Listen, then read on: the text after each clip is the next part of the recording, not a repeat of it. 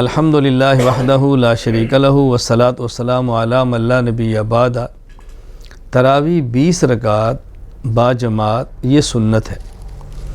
حضرت عبداللہ بن عباس رضی اللہ تعالیٰ عنہما فرماتے ہیں ان رسول اللہ صلی اللہ علیہ وسلم کان یصلی فی رمضان 20 رکعتا والوتر۔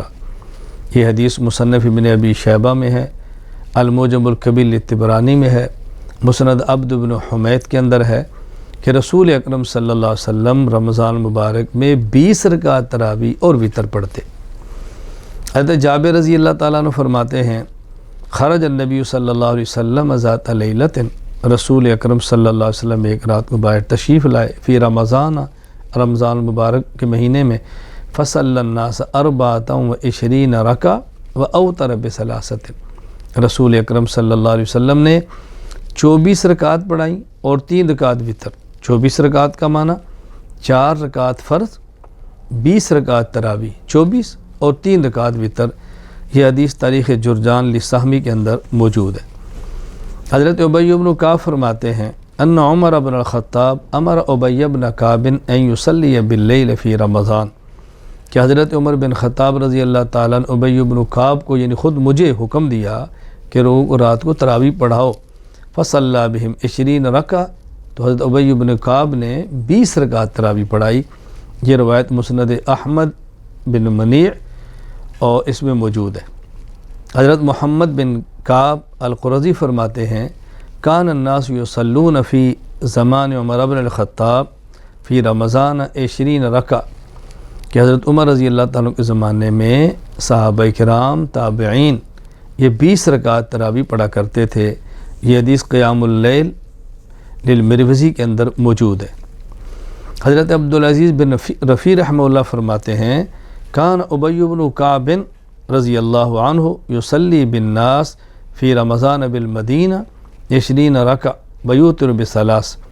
ابی بن کعب رضی اللہ تعالیٰ عنہ مدینہ منورہ میں لوگوں کو 20 رکعت تراویح اور 3 رکعت وتر پڑھایا کرتے تھے۔ یہ حدیث مصنف ابن ابی شیبہ میں موجود ہے۔ تو تراویح 20 رکعت اور باجماعت۔ یہاں ذرا ایک بات وضاحت سے سن لیں۔ عام لوگ یہ سمجھتے ہیں کہ 20 رکعت تراویح حضرت عمر کی سنت ہے، یہ حضرت عمر نے شروع کرائی ہے، یہ بات غلط ہے۔ ایک ہے 20 رکعت تراویح اور ایک ہے 20 رکعت تراویح کی جماعت اور ایک ہے 20 رکعت تراویح پورا مہینہ باجماعت۔ رسول اکرم صلی اللہ علیہ وسلم سے 20 رکعت بھی ثابت ہے، 20 رکعت کی جماعت بھی ثابت ہے۔ ہاں 20 رکعت پورا مہینہ یہ حضرت عمر رضی اللہ تعالیٰ عنہ کا کارنامہ ہے۔ پورا مہینہ سے مراد کہ سارے لوگ ایک امام کے پیچھے کھڑے ہو کر تراویح پورا مہینہ پڑھے، ورنہ صدیق اکبر رضی اللہ تعالیٰ عنہ کے دور میں تراویح ہو رہی تھی، باجماعت ہو رہی ہے، لیکن یوں نہیں کہ سب ایک امام کے پیچھے 5 کہیں 10 کہیں۔ اور یہ صحیح بخاری میں موجود ہے، حضرت عمر رضی اللہ عنہ کو نکلے ہیں تو آپ نے دیکھا کہ لوگ تراویح پڑھ رہے ہیں، 2 3 ایک طرف، 5 ایک طرف، یوں ایک الگ الگ۔ تو حضرت عمر فرماتے میرا جی چاہتا ہے کہ میں ان سب کو ایک امام پر جمع کر دوں، یہ الگ الگ ٹکڑیوں میں جماعتیں نہ کرائیں بلکہ ایک ہی جماعت بڑی ہو۔ تو یہ حضرت عمر رضی اللہ تعالیٰ کا کارنامہ ہے۔ اور یہ بات ذہن میں رکھنا، پھر بھی ہم 20 رکعت تراویح با جماعت کو سنت کہتے ہیں، تو لوگ کہتے ہیں بھی سنت تو وہ ہے ما واظب علیہ نبی صلی اللہ علیہ وسلم، جس پر اللہ کے نبی کا دوام ہو، تو حضور کا دوام تو نہیں ہے، پھر آپ نے اس کو سنت کیسے کہہ دیا؟ یہ بات اچھی طرح سمجھ لیں۔ رسول اکرم صلی اللہ علیہ وسلم نے رمضان مبارک میں 23 کی رات کو جماعت کرائی، 25 کی رات کو جماعت کرائی، 27 کی رات کو جماعت کرائی، 28 کو جماعت نہیں کرائی، عشاء پڑھا کے اپنے خیمے میں تشریف لے گئے جس میں آپ اعتکاف فرما رہے تھے۔ صحابہ کرام خیمے کے باہر کھڑے رہے، آپ باہر تشریف نہیں لائے۔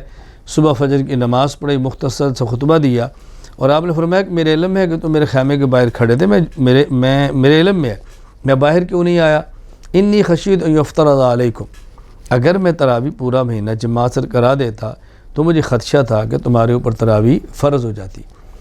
تو رسول اکرم صلی اللہ علیہ وسلم پورا مہینہ جماعت کروا دیتے تو فرض ہوتی۔